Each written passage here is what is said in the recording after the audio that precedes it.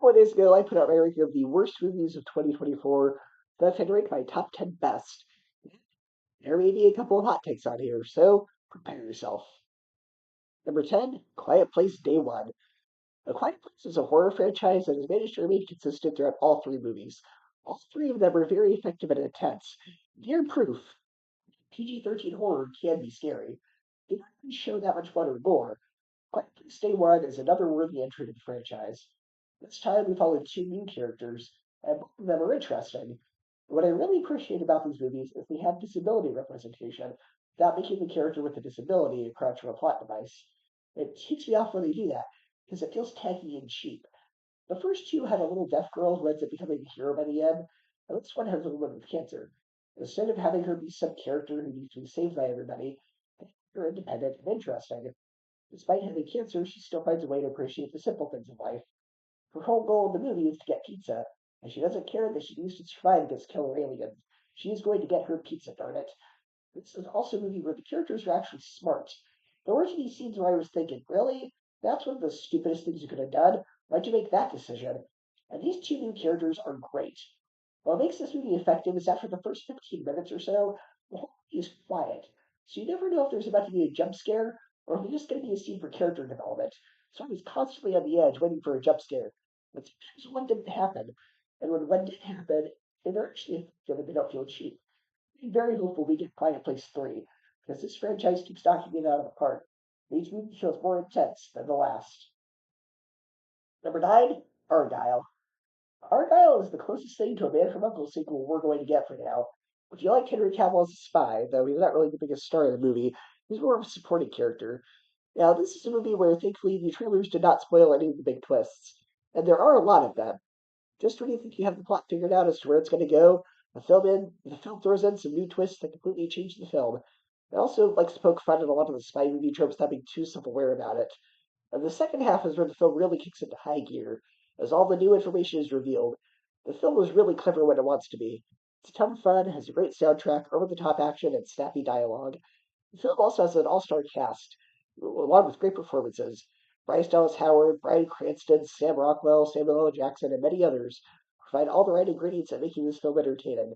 I had a really great time with this one. If you're looking for a fun spy movie with a lot of twists, this may be what you're looking for. Number 8, Orion and the Dark. It seems with DreamWorks, for every gem we get, like Puss in Boots: The Last Wish, we also get a few duds in a row, like Ruby Gilman, Croods 2, Spirit 2. But Orion and the Dark is a fantastic return to form for DreamWorks. A lot of imagination and heart. It feels like an old school Pixar movie, reminiscent of Inside Out, mixed with a bit of Monsters Inc. And the animation is very new for a DreamWorks movie. And it reminded me a little bit of the animation style for Captain Underpants. The cast and characters are all very charming, and the film does a great job of explaining abstract concepts to kids without coming off as condescending or even too complicated. Characters that represent things like unexplained noises, quiet, dreams, and insomnia. They're each very uniquely designed, and some of them reminded me a bit of Sesame Street Muppets. The film is very cute and has a great message about conquering fear and why kids don't need to be afraid of the dark. This is one of the cutest, most charming kids movies I've seen in a while. DreamWorks really knocked it out of the park with this one. If you're a parent who's been trying to reassure your child about going to sleep at night, watch this film with them. It has a good lesson, and there wasn't anything in the movie that I'd be uncomfortable with kids watching. It's perfect for the 5 to 10-year-old demographic.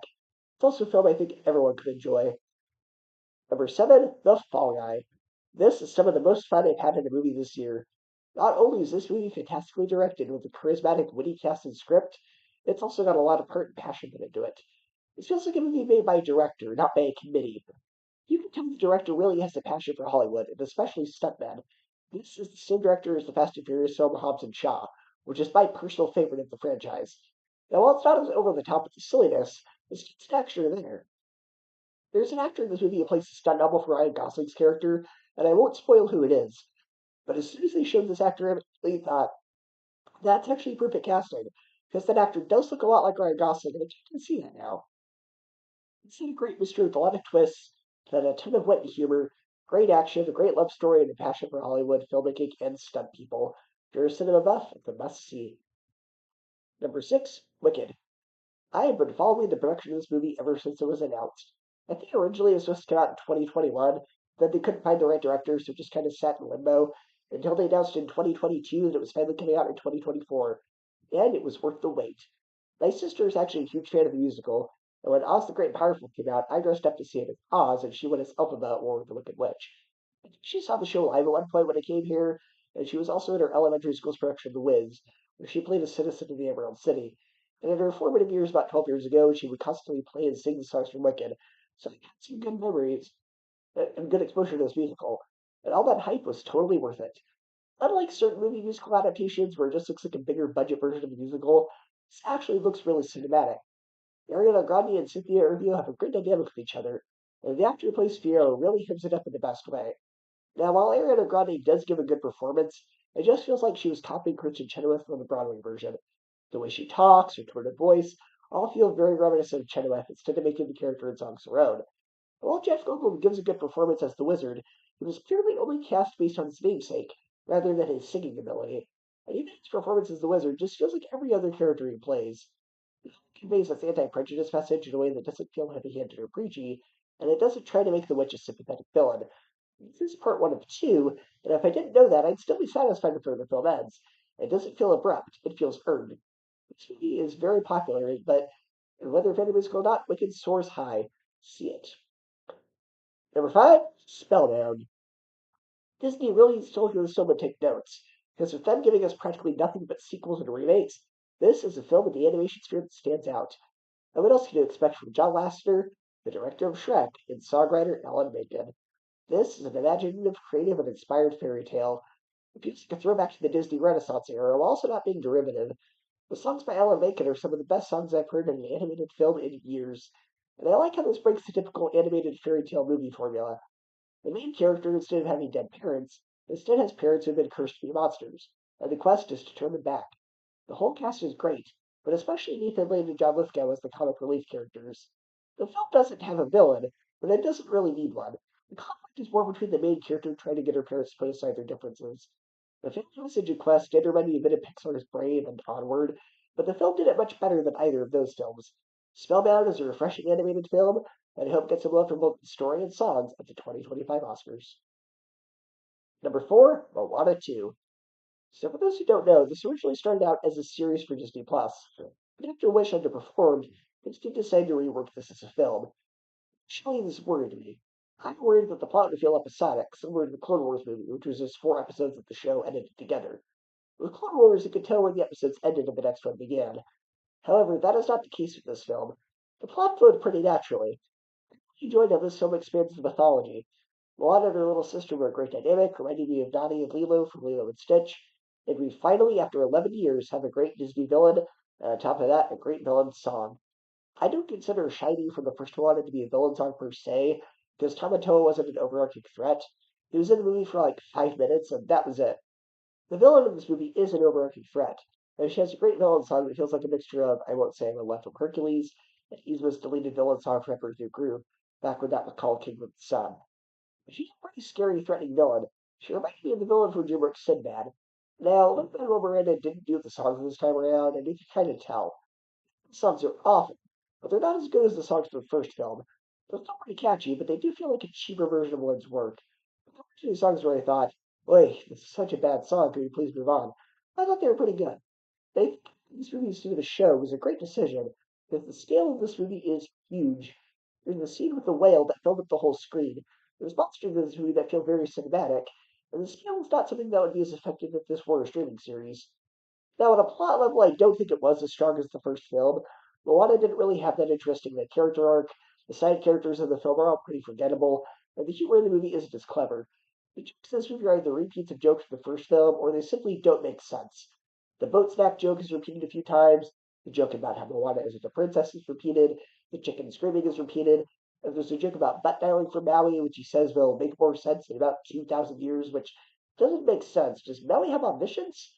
The joke about tweeting from the first movie was mildly amusing, but yeah, it doesn't make sense in that movie either. It doesn't have the sense to make modern references. So while it isn't as strong as the first film, it's still pretty solid. It's worth returning to the world of Moana. Number three, The Wild Robot. Sorry, Pixar, this is going to beat Inside Out 2 at the Oscars this year. And if it doesn't, I seriously don't know what's wrong with the Academy. This movie is beautifully animated. I continue to be impressed by DreamWorks experimenting with new animation styles, whether that be the storybooks like Animation Pacific's The Last Wish, or the character designs for Orion of the Dark. I was worried based on the second trailer that this would be another DreamWorks talking animal movie, indistinguishable from the likes of Madagascar, Kung Fu Panda, Bee Movie, Over the Hedge. But the reason for the animals talking does make sense in the context of the film. It doesn't feel forced or cheap. The main character is the most emotional robot I've seen in film since the Iron Giant. There's a feeling of dark humor, particularly from three rather morose possum babies whose hyperfixation with the circle of life is reminiscent of the star from the Mario movie last year. The film has a fantastic score, which is quite a shame that there's a generic pop song halfway through the movie, and it sounds very similar to the one used in Pixar's Brain. If the film just used the score instead, I would have enjoyed those scenes a bit more. The first act does move a bit too fast, putting its second act emotional punch at the end of the first act. However, halfway through the second act, the film manages to find its footing again and brings back all the emotional punch and poignancy. It feels like the good old days of Pixar when they made films where the kids could enjoy the bright colors and cute characters, and the deals got more out of it than the emotional message. Wild Robot will become an instant classic. Number two, the best Christmas pageant ever. Now, I grew up loving this book. Our teacher read it to us in third grade, and I fell in love with it. No one takes a succeed a Christmas movie that was actually religious. Now, there's nothing wrong with secular Christmas movies.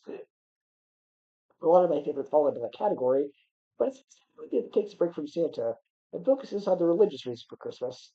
And what a delight this movie is. It's very reminiscent of the film A Christmas Story, the way it's structured, with the main character as an adult narrating the film and little cutaway gags. The film is very sweet and heartwarming and has some pretty powerful moments. The whole cast is a delight, and they don't miss a beat with the comedic timing and the powerful dramatic moments. Religious films tend to have a negative perception, even among the target audience of Christians, because they are stereotypically heavy-handed and can be overacted. I'm LDS, and then we have made a fair share of some pretty entertaining films. We've also made some that are a bit hokey. Regardless of the Christian denomination, you can still enjoy the movie. This is going to be a Christmas classic for decades to come. Kingdom of the Planet of the Apes. While this one didn't have as much heart as the previous three films, particularly Dawn of the Planet of the Apes, they still expanded the world in compelling ways. The villain is one of the best in the franchise, and the main character, while he's not as interesting as Caesar, still is well done. And the visual effects for this movie are perfect and set a new standard for film. This, along with Dune Part 2, are very likely going to be nominated for Best Visual Effects at the Oscars next year. This was directed as the same director as the Maze Runner films, particularly the third act, because there are a lot of reminders of that style, but I think it works. It's had a compelling mystery, great action, an interesting world, fantastic visual effects, made me go bananas, and I can't wait for the next entry in the franchise.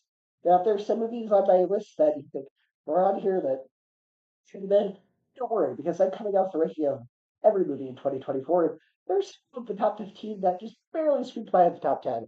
Just keep a lookout for that. So let me know your top 10 movies of 2024. I'll see you next time.